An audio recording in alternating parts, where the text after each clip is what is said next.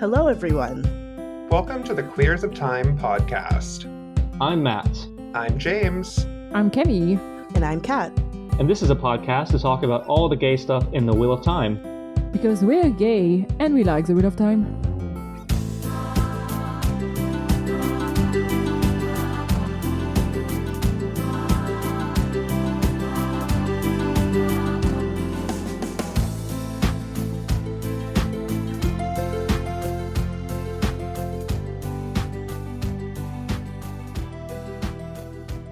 Before we begin, I'd like to just give another shout out to Lurks, as always, for being our feral venerator of Soirain.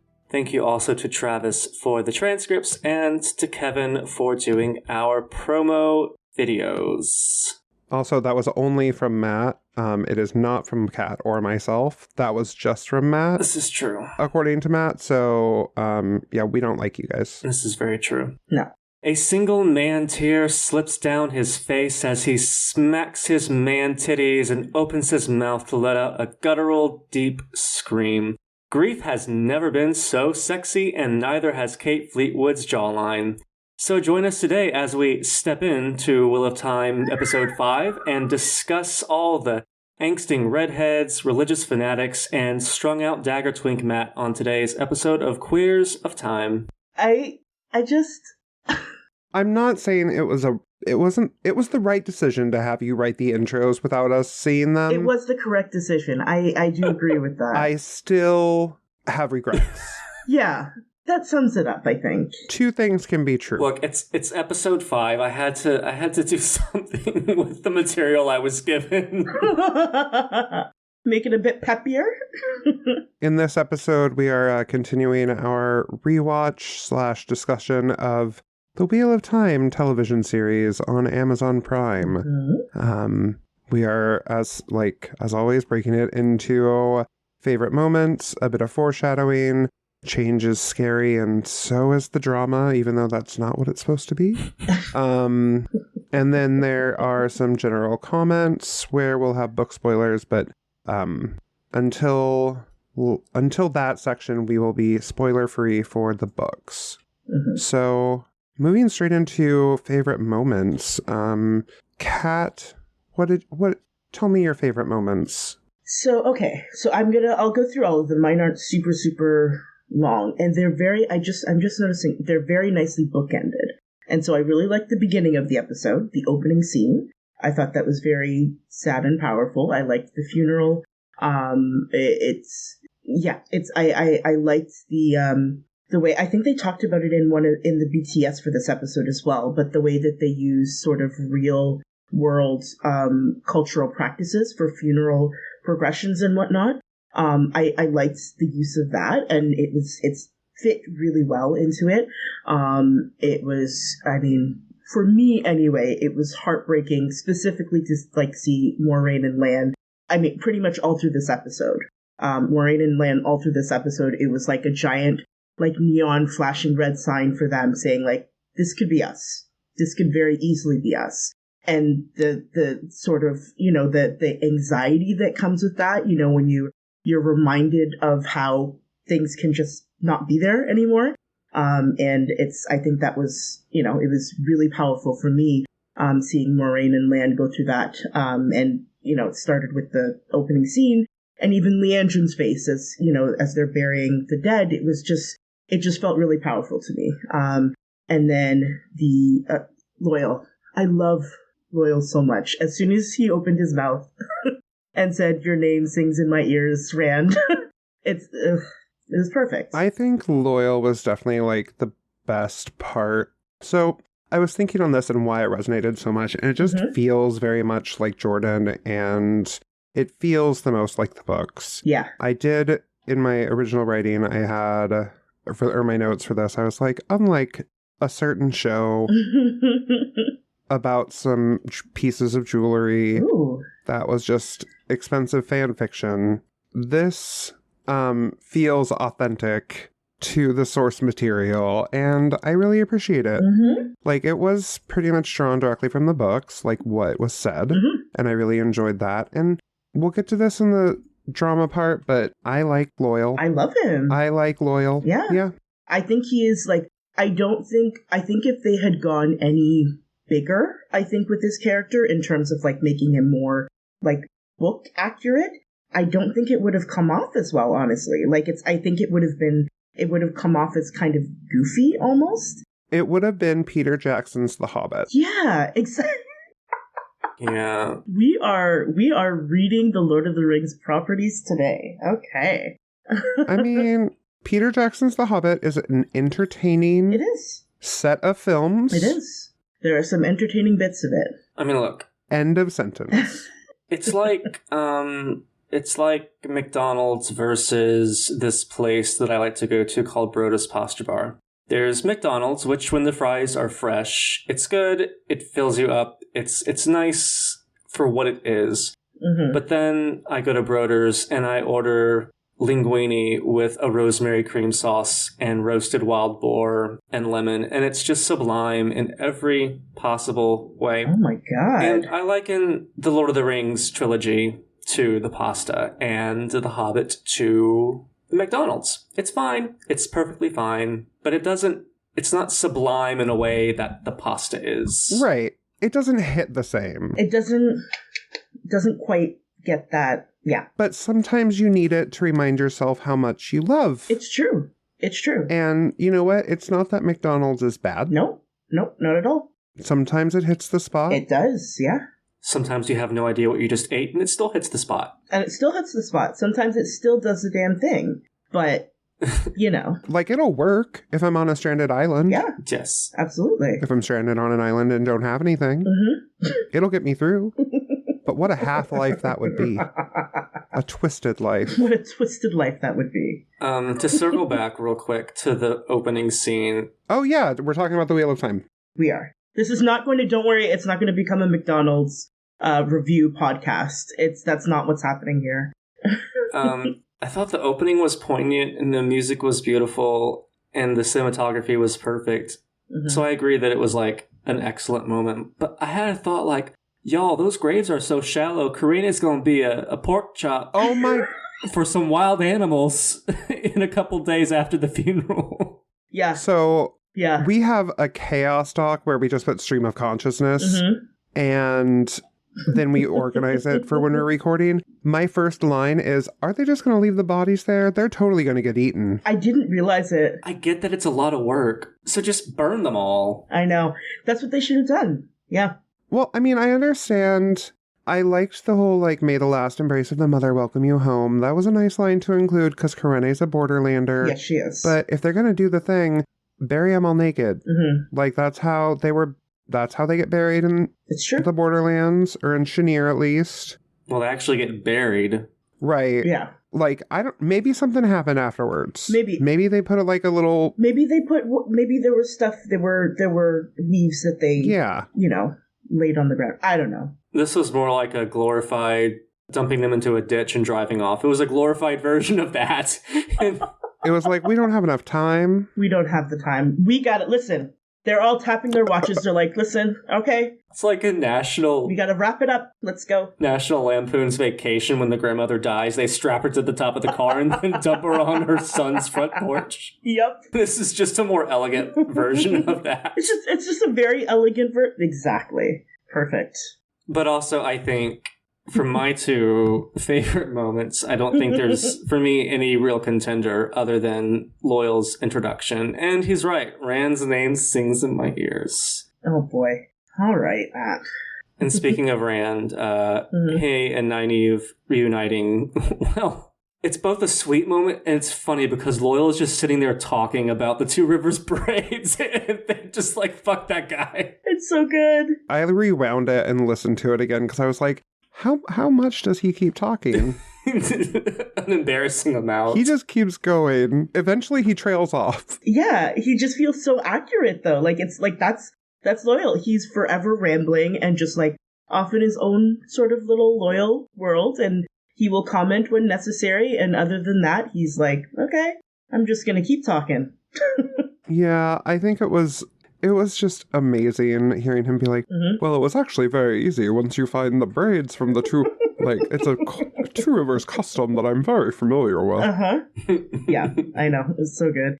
Meanwhile, Rand and Nynaeve are just, like, so delighted because, like, I mean, thinking about it, Rand he's thinking that she's dead, right? I'm not misremembering that. Literally dead, yeah. Yeah. He is thinking that she is dead, and so, like, I agree, Matt. It was such a beautiful moment. Like, I knew other people would talk about it. I'm trying to expand my brand here so that I'm not always talking about Nynaeve. I'm trying to make things a little bit, I mean, you know what? And that's growth. It's growth. I agree. Speaking of Nynaeve, and I'm going to use this as a segue, Mm-hmm. I'm not actually going to talk about her at all, but just like last episode was a Nynaeve episode, Yes. this episode is an Egwene episode because she went through it. Oh. And as Nynaeve hinted at, like, she was very unbreakable. She will not be broken. Yeah. And I have thoughts about that in our spoiler section, but I did love her line, if you're going to do it, then do it. She's like, just fuck off. Yeah. Just fuck off. Stop being a little pussy. She very much had, very much like, okay, fuck around and find out. Like, yeah, you'll kill me, but maybe you won't, and then we'll see. Yeah, and then what? And then what? Yeah. I do think my favorite part of the episode was the wolves eating the white cloaks. Mm-hmm. Like, it just took a little long to get there. Mm-hmm. But it was good. But it was good. It was worth it. I did have a smile on my face the entire time I was watching that scene. Yeah. It made me very, very, very happy. And then the last thing that I loved was just Leandrin in this episode. Like, she only had a few scenes. They were good, though. She only had 2, I think. But, I mean, where she was talking. Yeah. The one with Nynaeve when she was like, men control so much of this world. Mm-hmm. And they are rarely kind to little girls who show a spark of being greater than they are. Mm-hmm. I'm like, what is this show doing that it's making me love Leandrin? Right? Right? Like, what is happening? Yeah. Also, her interaction with Moraine was just kind of... It was kind of sapphic. The sexual tension. Listen, I don't think I put it in the doc, but I do want to talk about that a little bit more in depth later because, my God. Yeah, I mean, overall, this episode, Say it. I think it's the weakest of the season. I don't think it's bad. I don't think it's good. Oh. Mediocre? I mean, it's fine. Mm-hmm. This was a very polarizing episode, I think, for pretty much everyone. It's one of those episodes where, like, you either liked it or it was just not for you. Like, I haven't heard a lot of people who are like, sort of in between. That would be me. Oh, that's you? You're in between? I mean, yeah, it had good moments. Mm. It just was not a good episode, I think. See, for me, the thing about the episode is, like, rewatching it now that we are beyond the initial reactions and all of the book cloaks being jackasses and being racist, like, it gives me a knee-jerk response to want to defend the show, even when it's something that I wouldn't ordinarily defend. But this time around, the show has been out for a year or so, more than that, and rewatching this episode without that conflict with all the idiots of Twitter, I sort of, and I'll talk about this more in like my general impressions of the episode and like why they did or why I think they did what they did with the whole Stepin storyline. But like, yeah, I just think it's probably the one episode where they so like when I defend the show and not being a page by page adaptation, but it holds to the spirit of the books. This is the one episode where I feel they strayed just slightly from the spirit of the books because I felt taken out of it just a little bit. Yeah. I think my main issue is the continuity just is not there for this episode. Yeah. Okay. These things are not strung together in a way that feels like a story. Yeah. It is very much and this is what happened between the plot lines that we need to, which is fine. Like, this stuff needs to be said and it needs to happen. Yes. It's just, it wasn't a cohesive story for me. Yeah. Yeah. It's, I think where, like, if we're, we just watched the last episode, episode 4, where, like, there were quite a few things that they changed and adjusted and whatnot, but the spirit of the books was very much in it. Like, for me, more than any of the other episodes that came before, kind of. This one, I get what you, I wish they had, I feel like this it wouldn't have felt as much like this for people if we had a longer season, if we had more episodes to deal with, and if this had been sort of spaced out a bit, because we just spent episode 4 really getting into, like, we were talking about the Aes Sedai and the camp and everything like that, but also the warder bond and the connection between the warders and the Aes Sedai. And this felt like, it was a continuation on that, but I think they already kind of established the point.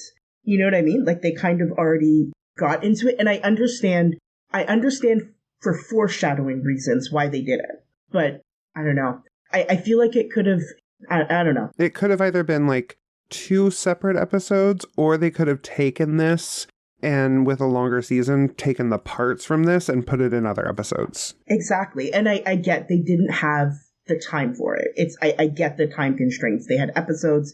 They had 8 episodes to condense an entire book into, like, those 8 episodes. And so I understand what they were trying to do, but, you know.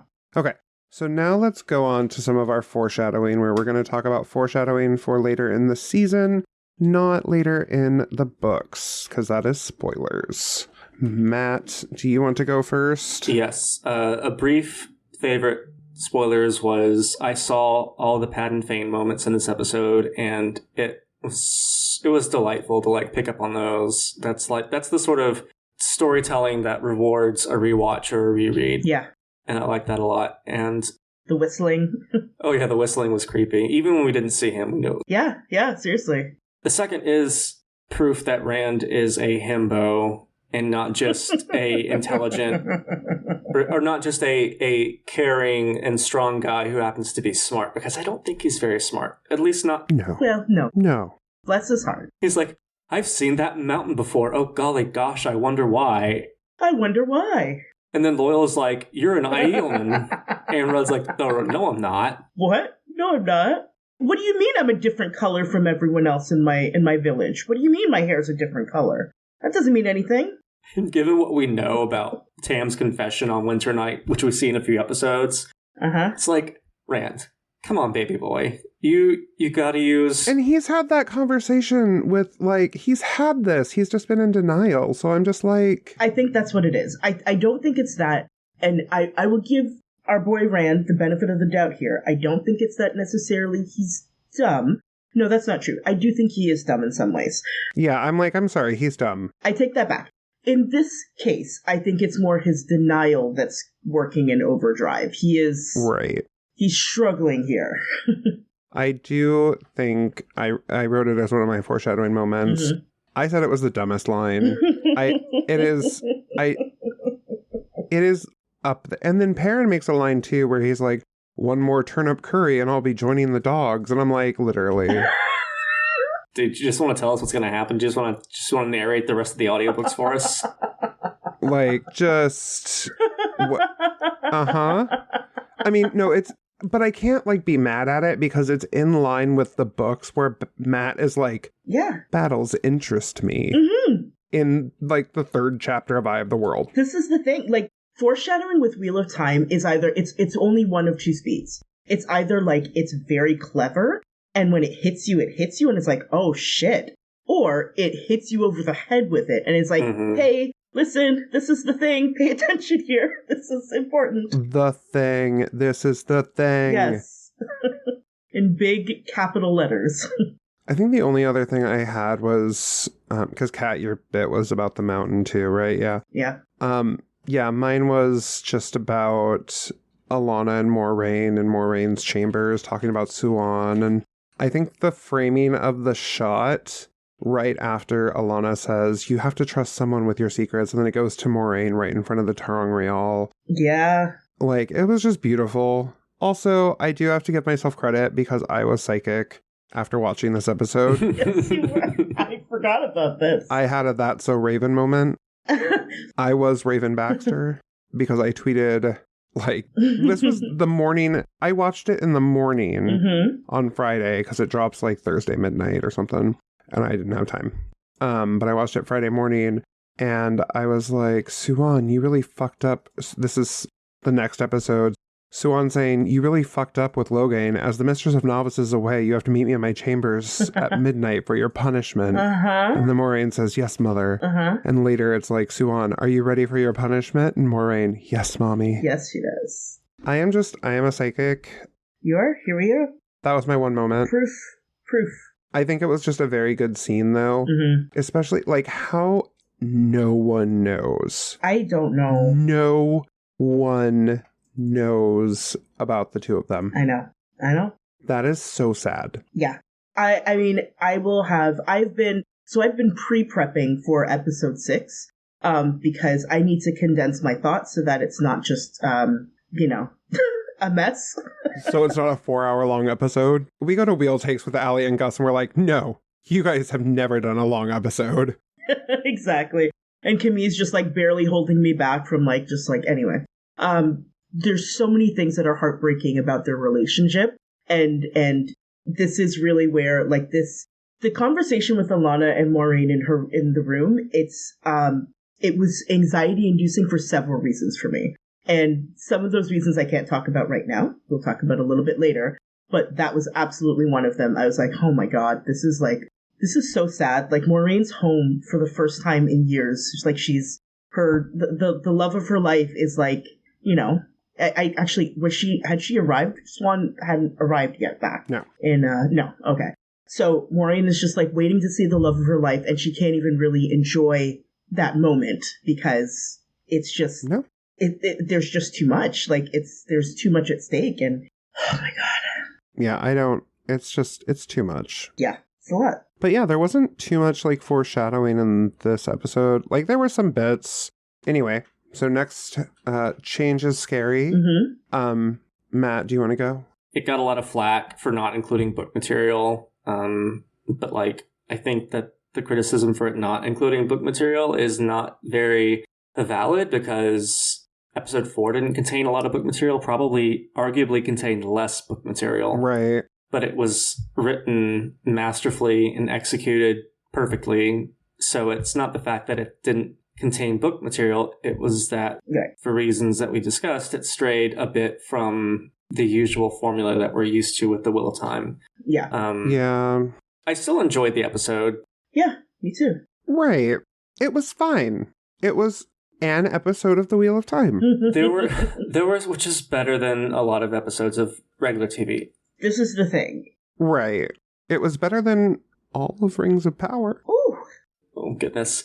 So, going back to the reactionary, Rafe can do no wrong types to the Rafe can do no right types. There was this whole thing with Stepin and Karina was unnecessary and woke and this and this and that.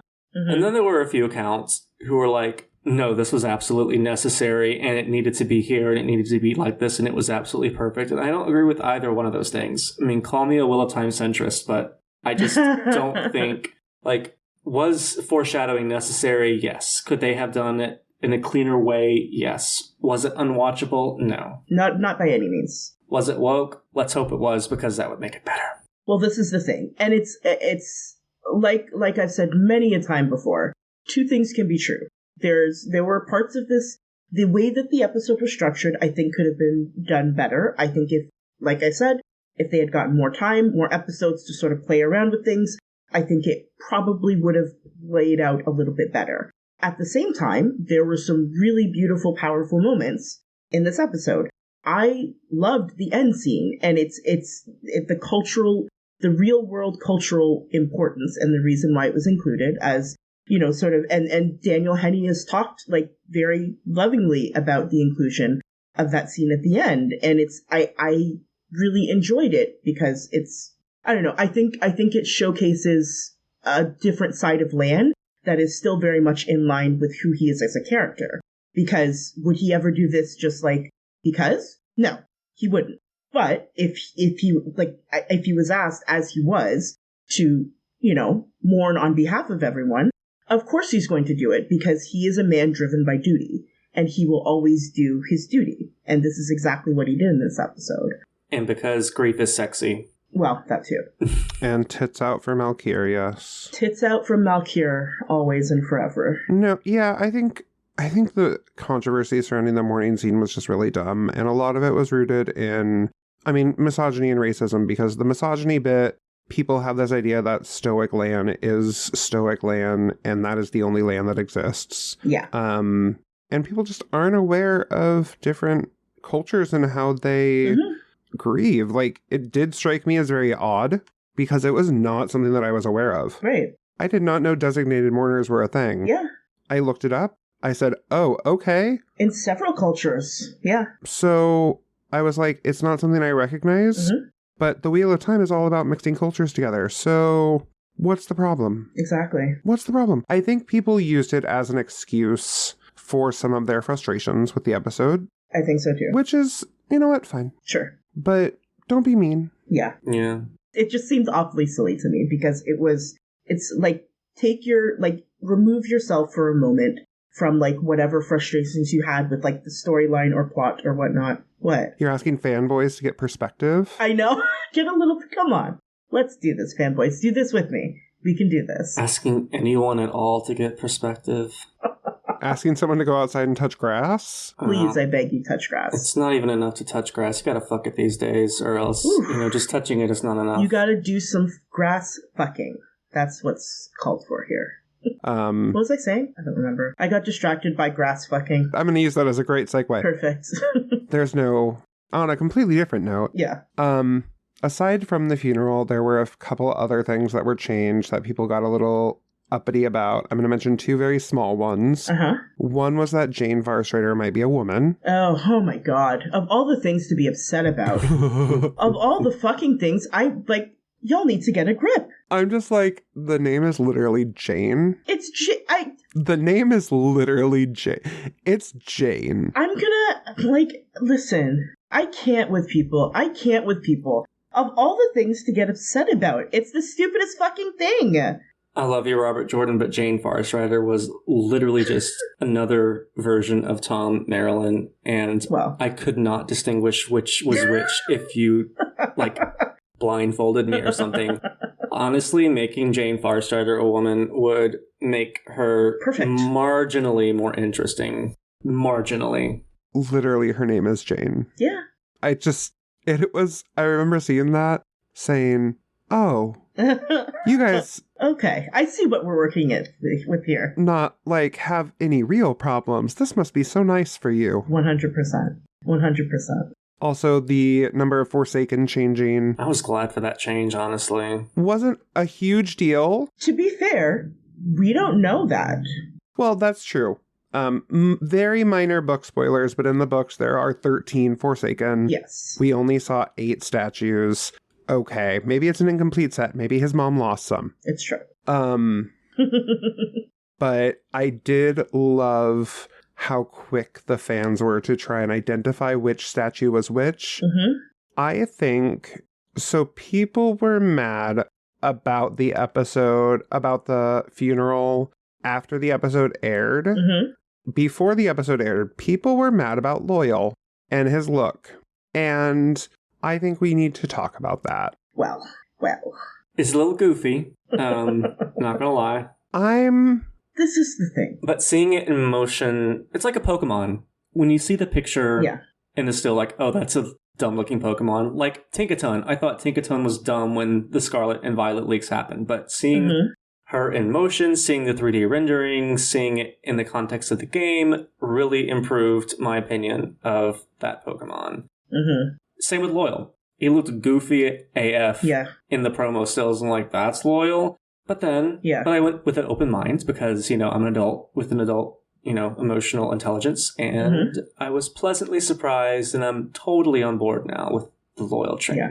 Who could hate Loyal? And I think Rafe made the best point, which was that they just can't dedicate an entire VFX budget to one character.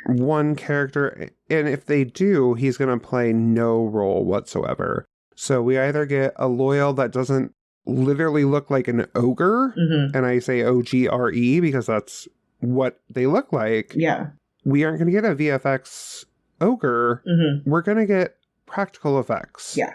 And that means we're going to get more Loyal. Everyone loves Loyal. Exactly. And also, I'm just saying that him looking a little janky and goofy is actually in line with the books vis-a-vis the cover art of the original books. Like, Right. This is what I'm saying. Yeah. the original books look like a cheap D&D game. That's why I bought them in the first place. Literally, it's why I got the books, because of the cheap-ass looking covers. Yeah.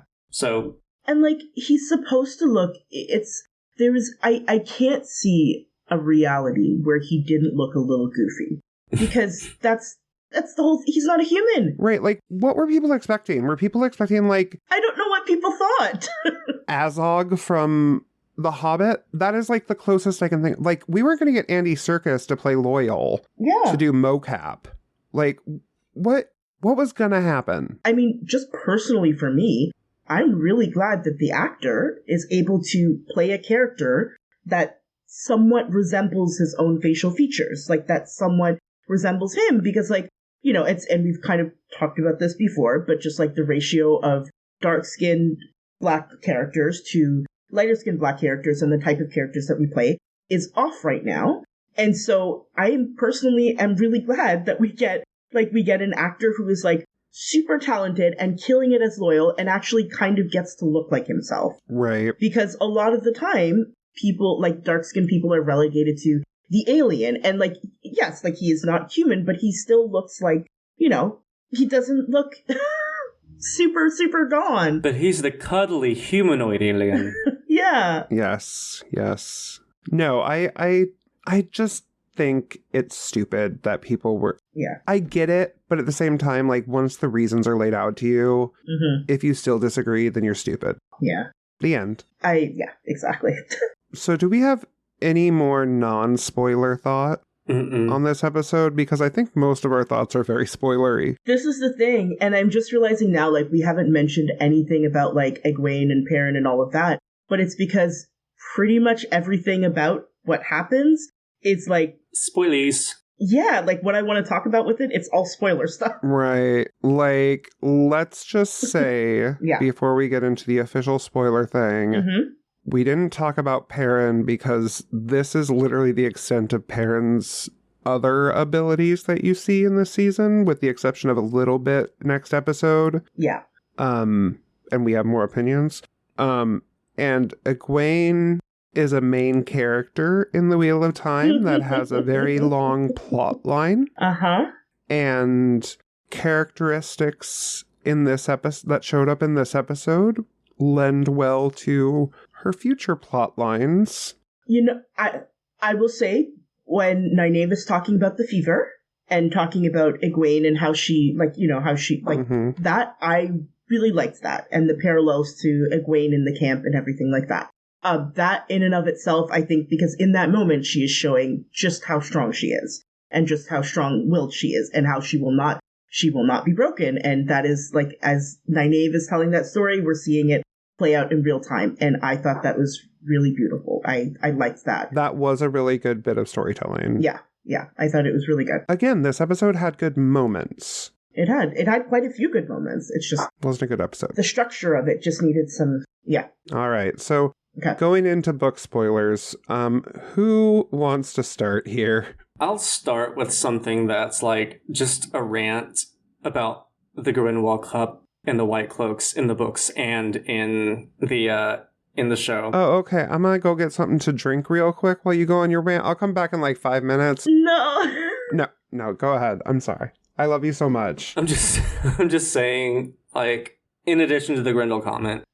So during the Grendel Cup, someone was like, well, I'm not going to vote for Galad because he's literally the leader of the literal actual fantasy version of the Ku Klux Klan. And I was like, ma'am, did you read the books? And do you know what the Ku Klux Klan is? What?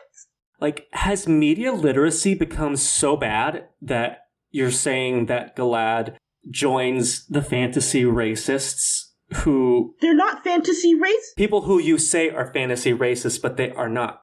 They're not. Look, if you oppress one group of people... That's interchangeable with any other group of people that has been oppressed and the things that have done. I'm just like, when I was watching the episode, When I was watching Eamon Valda's interrogation of Egwene and Perrin, I'm like, how in the actual fuck can you watch this and read the source material and think that it's the fantasy KKK? First of all, because race is no factor in the show. No. And second, because in the books, there is literally no race-based discrimination. No. There's no equivalent of... As somebody from the South, I find the comparison of the White Cloaks to the KKK to be very lazy, first of all. Second of all, saying Galad is the leader of the KKK not only mischaracterizes the White Cloaks, but significantly dumbs down Galad and his storyline. It does such a disservice to him as a character. It does, because my rant is that the White Cloaks are clearly a fill-in for the Spanish Inquisition, and even more so in the show, they are a fill-in for the witch hunters in Scotland, England, and the Americas.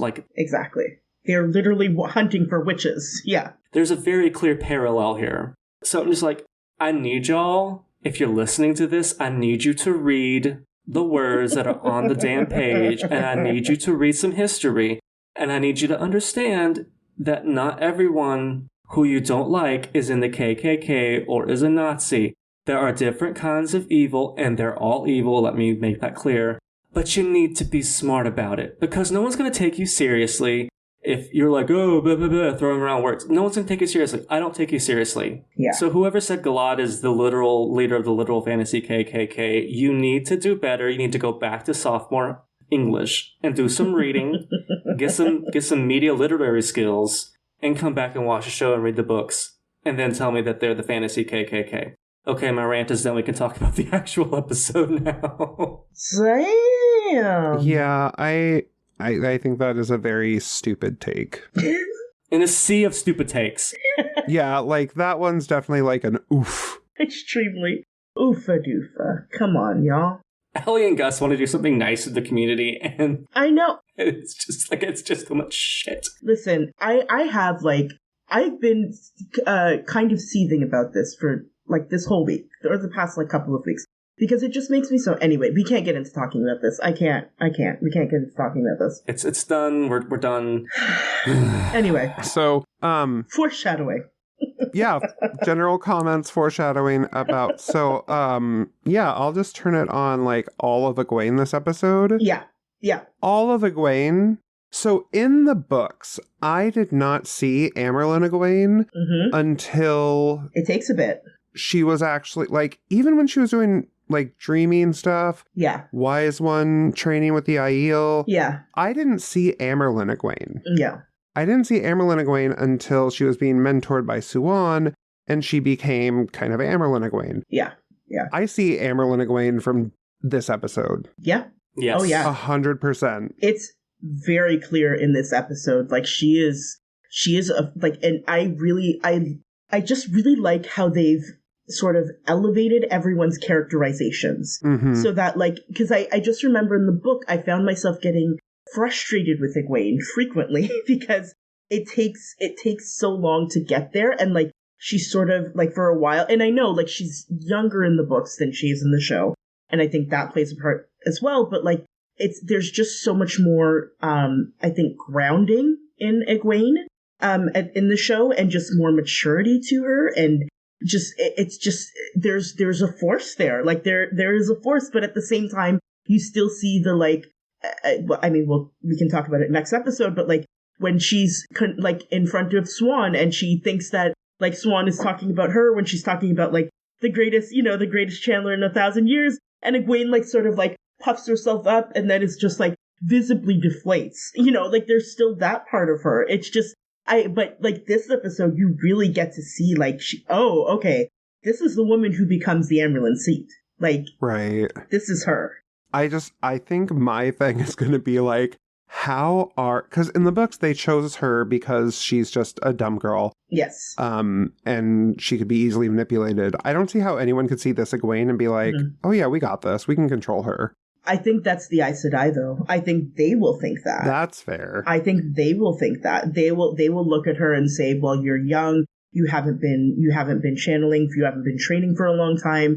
They will completely discredit her. And so that, I think, on their side, for sure. We will be able to see, like, you don't know who you're messing with right now. But for them, I can absolutely see them just like, oh yeah, we'll just put her into the role. She'll be a great puppet. Okay. I appreciate that Egwene's personality seems to be a bit more urgent and on top of things in this show. Yeah. Because I really do not want 4 seasons of Egwene marching on to the White Tower. I cannot handle it. I can't handle it. I can't do it. Also, I can't see this Egwene being love-struck dumb over Gone. No. Duh. That is what its name sounds like. God. Not even if Goblin was like a redhead, no. Mm-mm. Even if he was a redhead, it only leaves a redhead, but he's not. I mean, I'm curious as to what they're going to do with Gone. I've always said Gone. That is the one pronunciation I will not be able to change in my head. This is how little I care about it. I don't give a shit how you pronounce it. You could pronounce him Sir Fuckington for all I care. There you go. Ooh, Sir Fuckington, that's good. But yeah, no, Kat, you were talking a little bit earlier about your anxiety. Oh my goodness. Okay. So when Alana and Maureen are talking about, Alana is going to do the thing. She's going to do the thing to Rand. Alana is going to do the thing. She's going to do the thing. And up until that point, I was like, maybe she won't, because, you know, like she is being painted and shown as like this really cool Aes Sedai who's like, has these this badass bitch. Yeah, she's this badass bitch who has these amazing mortars and is a friend to Moraine, and like, you know, it's like all of these really cool things that they're doing with her. And then in that moment where she's talking with Moraine, I was like, she's going to do the thing. Nothing has changed. It's still going to happen. I even got like Mirelle vibes from her too. Talking about passing the bond, yep. Passing the bond. It's because like when she said that, I was like, oh no. And also, Stepin said, like, when you can feel the bond, like he. I know he wasn't considering it because he was like suicidal, actually, but when he was making the conversation with Lan, yes, he was like, well, if I bond Alana, I'm going to end up fucking them. Yes. Yeah. So, you know. That is Myrelle. Myrelle is such a throw-off character anyway, so merging her with Alana is a good call. It makes complete sense. And I think it makes Alana it makes her more relevant too, to like the specific to several plot lines. And so she'll be tied to several characters where like she'll be tied, like literally to Rand. She will be tied to Nynaeve. Oh my God. Can you imagine? Oh my god. I didn't think about it before. Yeah, I am, I am fairly certain we will see Nynaeve slap Alana in a future season. Oh my god. Like, she'll still have her block. Nynaeve will get in one slap before Alana, like, recognizes, like, and if I'm having another psychic vision right now, come on, Raven. Come on, Raven. It's coming on. The vision is coming. But yeah, also Stepin had that one line, it's good that you lads always have each other, probably 10 more warders if Alana had her way. Oh my god. There was so many things, like, it felt like everything that Alana or Stepin said, I was like, Jesus. And it's that I feel like those moments were well done in terms of how they were. Very good foreshadowing. James, share with the class the rest of that quote. Right. So my quote does say it's talking about 10 more warders, blah, blah, blah. But now I'm thinking about Rand, Maxim, and Yvonne fucking. Okay. Yeah. Because Stepin was like, well, now if Stepin bonds into it, they're gonna fuck. Mm-hmm. So Rand's bonding into it. Mm-hmm. So they're gonna fuck? See, well, I feel like the whole tragedy of this episode could have been averted if Stepin had just embraced the gay. You know, being gay saves lives. I will say Stepin did the casual queer acceptance of like, okay, well, I guess I'm gonna fuck dudes. Yeah. And then he had the most hetero moment when Lan was like, what if they don't want you? What's not to like? I know. Look at this big ass schlong. I know. It's very good. The only thing I have to say about the whole Stepin thing, it's a pretty brief thing. I'm pretty sure the reason that I understand why they did it because of the whole bonding and losing the bond. My problem is, and I only came to this conclusion like a few minutes before the episode, I don't think the payoff is close enough to the event to justify the way that they handled it. Like, you're going to have a flashback to this because people are going to forget, because with the seasons releasing every 3 years. Yeah, this is the thing. I agree. Like, I mean, for book fans, it's fun. We get it. We understand the point of this being here.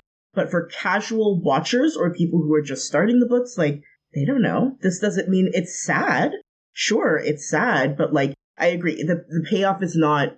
If this were something that was going to be happening, like, at the end of the season or at the beginning of, early season 2, sure. Like, it's close enough together. Well, I mean, so there is kind of a payoff later in this season in the sense that Moraine masks their bond. Okay. Yeah, okay. Somewhat permanently, apparently.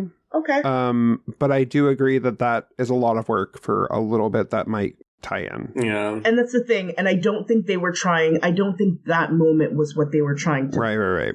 foreshadow. Like, I'm fair. They're foreshadowing the rand of it all, and potentially, like, it's not potentially, I think they are foreshadowing what happens eventually with Lan and the need for the bond to be passed and all of that.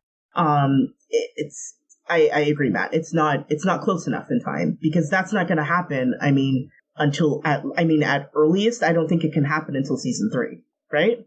Yeah, I feel like it's either a mid-season or end-season cliffhanger. Yeah. No, I think it's...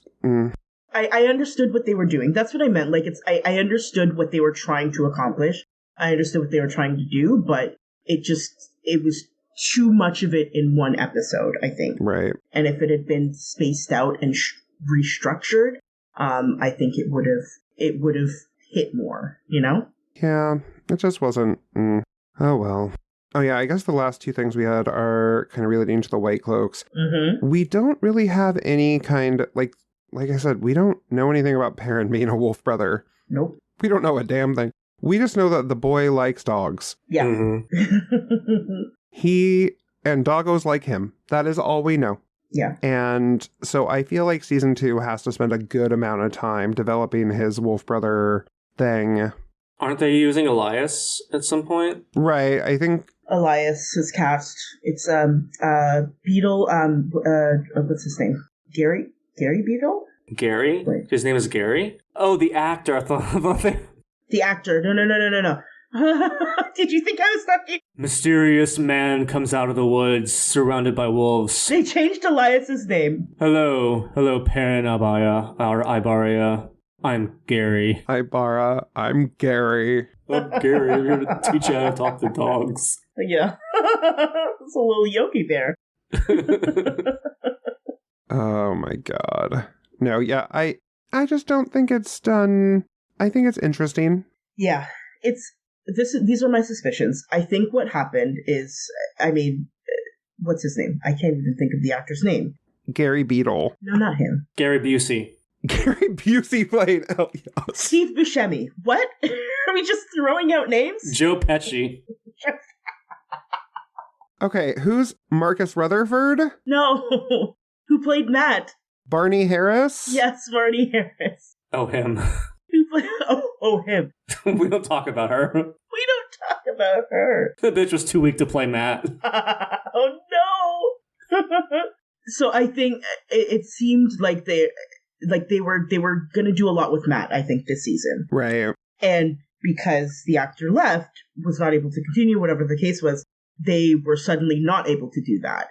And so I think because there's suddenly this void of, like, non-Matless things that were, like, you know, all these things that had to be restructured, I think the lack of Perrin stuff became even more glaring. Whereas, like, if there was a lot of Matt stuff going on, I don't think it would have seemed as, like, you know, empty, kind of.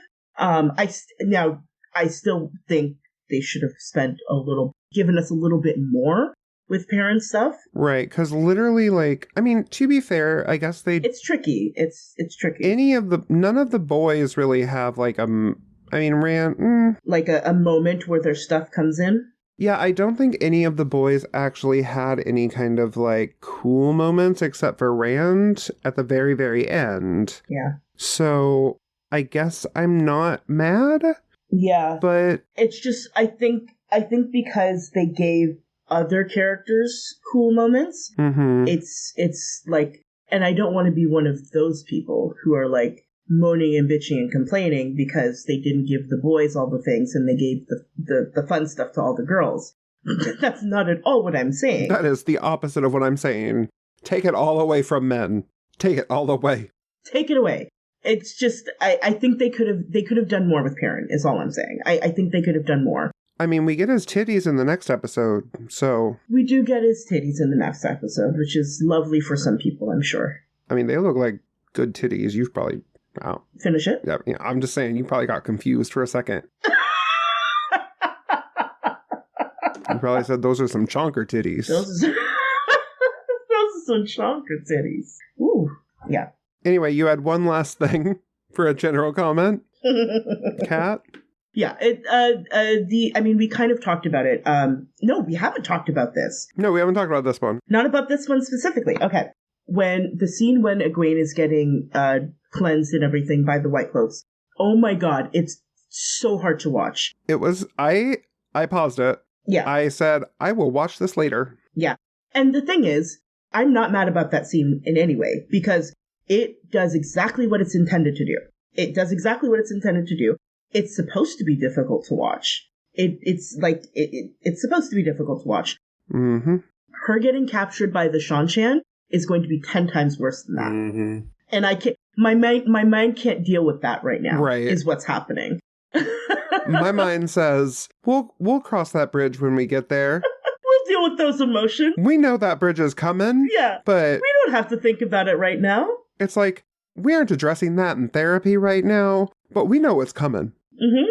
It's locked away currently. That little thought is locked away somewhere deep inside because I just can't deal with it right now. That's all. Yeah, when that collar, or I don't know, when that pacifier is put in her mouth. Oh boy. It's gonna be... I can't. Mm-mm. I can't. It's gonna be so bad. It's gonna be so bad. And and I say that like with a lot of excitement. Like I know it's going to be heartbreaking, but also from this episode, I know Miss Madeline Madden is going to bring it, and it's going to be great, but it's going to be terrible. It's going to be so bad. Oh yeah. No, and I think that's kind of what I'm really... I don't know, I'm going to talk about this later, but I love beginnings of things. Yeah. Because you get to see the before. Mm-hmm. And you get to know everything that they're about to go through. Mm-hmm. Oh. And you get to know how it's going to ruin them. Oh. It's like, at the end of this season, all of them, like the 5 of them, are broken. They are done. And they have barely scratched the surface of the shit that they're all going to go through by the end of this. They're like, wow, that was a really bad time. That was a really bad time. Oh my god. Thank God that's over. Right, can you believe that? Wow. Wow. Golly. I'm so glad we're done with that. That was a lot, guys. Oh my god. And then... Let's pack it in. No, it's just... I like seeing... It's why Fellowship of the Ring is my favorite movie. Yeah. It's why Eye of the World is my favorite book. Yeah. It is... I like seeing this nice idealistic pre-horror show. Yeah. Oh my god. Yeah, that's, really, like, it's seeing a Rand who is, like, hopeful and is, taking care of his friends and is just, like, so happy to see them and is not pushing them away and is, like... And who doesn't have a list yet. It's just... And, like, seeing a Nynaeve who's, like, she hasn't even begun to reckon with what having a block means and, like, all of the shit that's going to happen with that. And, like, seeing Moiraine, who, like, kind of knows what's going to happen because she's seen it, kinda, but doesn't really, like, and seeing Lan, and it's just, oh my god. Right. It's holding these characters tightly and being like, it'll be okay, even though for some of you it won't. It very much won't, but it will still be okay. Thank you so much for listening to this episode of the Queers of Time podcast. If you liked our show, please give us a review on Apple Podcasts. You can also follow us on Twitter, Instagram, and TikTok at Queers of Time and our Discord server. If you're able, we'd love to have your support through Patreon. We've got a lot of nice benefits there. This helps us cover the costs of producing the podcast. Thank you. Thank you. Bye. Thank you all for listening. This was Queers of Time, a Wheel of Time podcast. The music is Dance of the Witches by Julius H.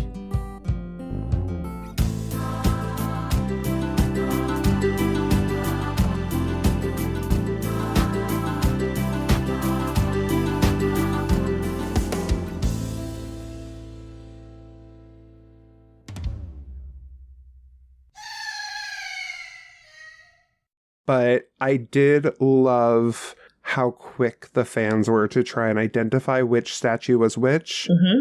I mean, Grendel is easy. Yeah, I did see in the doc that you wrote Big Titty Grendel. Are we allowed to mention Grendel on the podcast? Like, I just want to make sure that our listeners know that we're not endorsing... Oh, yeah, no, I forgot about that.